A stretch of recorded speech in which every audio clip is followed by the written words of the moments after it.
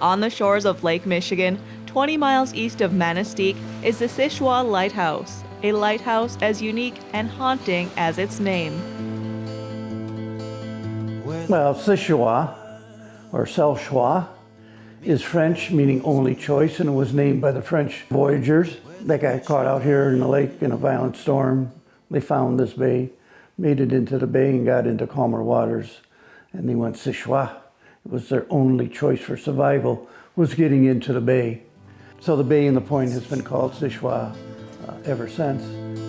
It was their only choice, Shishwa. As the days passed by, they built a tower high, flashing out into the evening sky.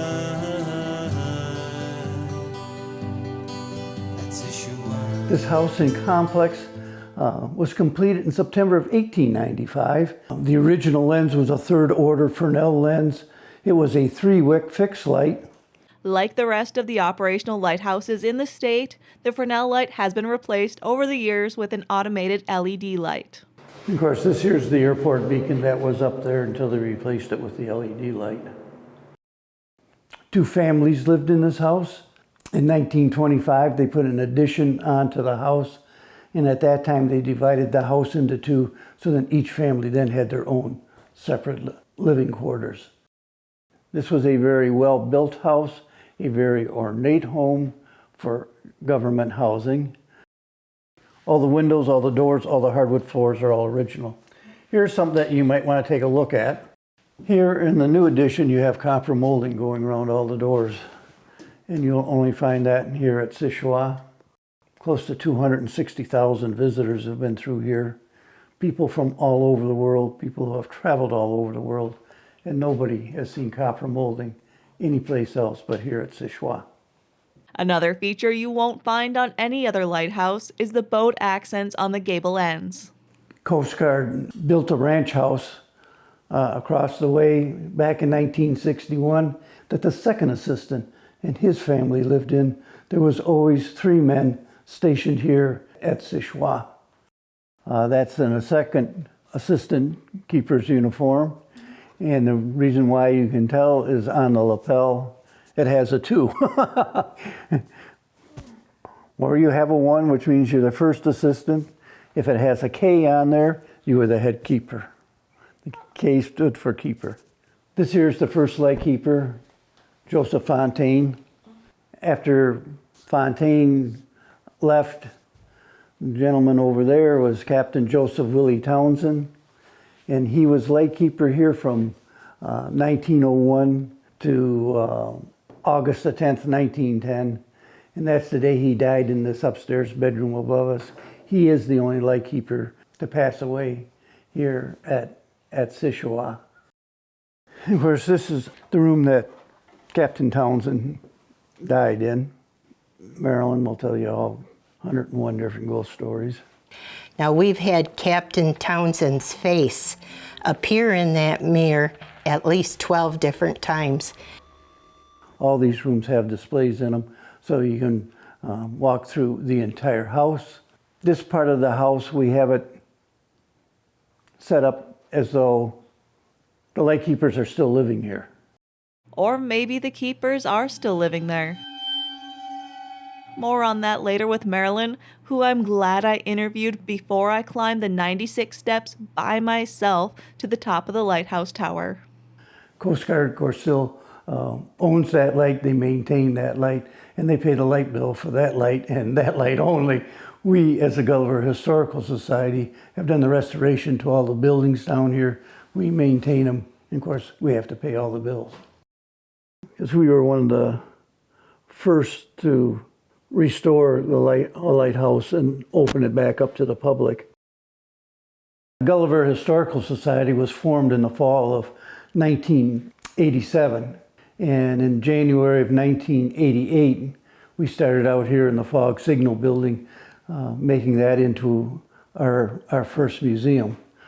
Foghorns were taken down in 1972 because they were no longer needed.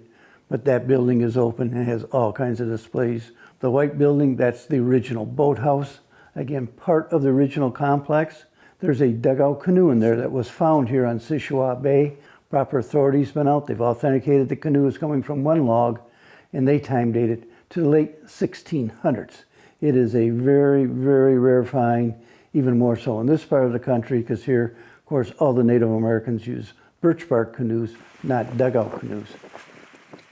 We open the Friday of Memorial Day weekend, and we normally close the last day of September. This year we'll be open 2 Saturdays for Halloween, and again the house is all decorated up as a haunted house.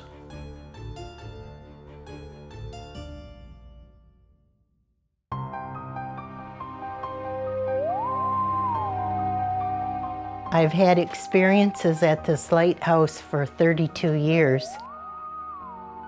We do have 5 spirits that we know of in the house. The main spirit is Captain Joseph Willie Townsend. He came here in 1902, and he brought his 3 children with him. And little Dorothy here in the middle, that's one of the spirits. She comes back. Now, she died at 101 years old, and she shows herself as the same little girl. And I have a picture of her on the back porch step. She's about 6 years old, and she's in the same white dress. But little Dorothy comes back to visit Grandpa. And when they meet up, you can smell cigar smoke from Captain Townsend, so we know that Dorothy has met up with Grandpa. Now, another one of our spirits is Amanda Blanchard. She was midwife and lived with her husband, William Blanchard, for over 40 years. And I have a picture of her, actually 5 pictures of her looking out of the windows. This is Amanda. A lady took this picture in the middle of the winter. She crawled up on a snowdrift and tried to take a picture inside the front kitchen window. And if you look at Amanda's picture and look at the lady looking out, yes, it is Amanda. Another one of our spirits is Augustus Pond. Now, I wrote this book 3 years ago, and I did a display out in the fog signal building. Well,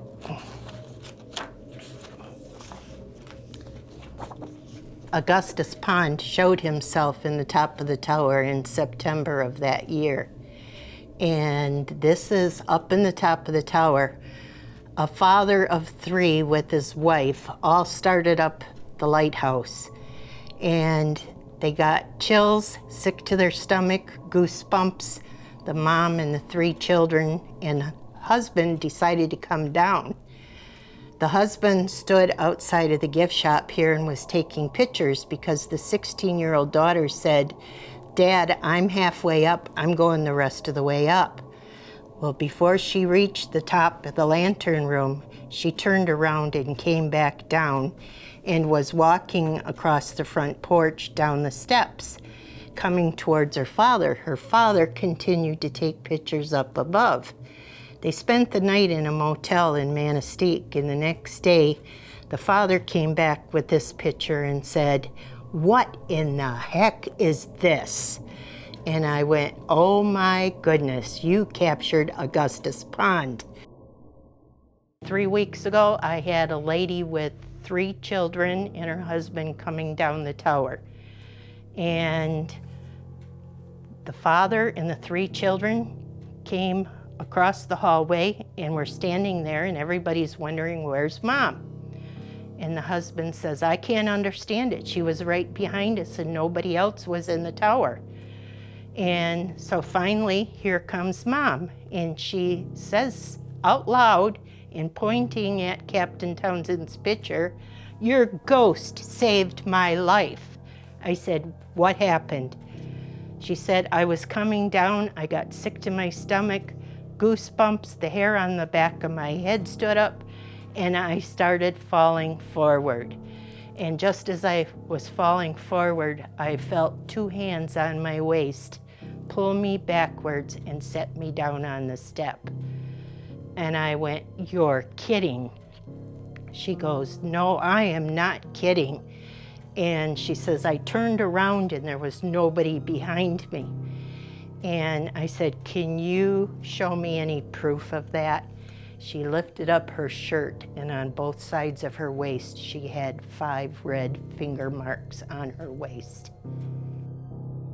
I want everyone to know nothing bad has ever happened at our lighthouse.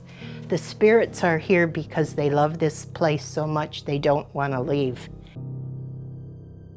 The books that I print are called Spirits, Spirit 1 and Spirits 2 at Selshwa Point, and all the profits from the books come right back to our lighthouse. That's why I wrote them. And it also documents our history.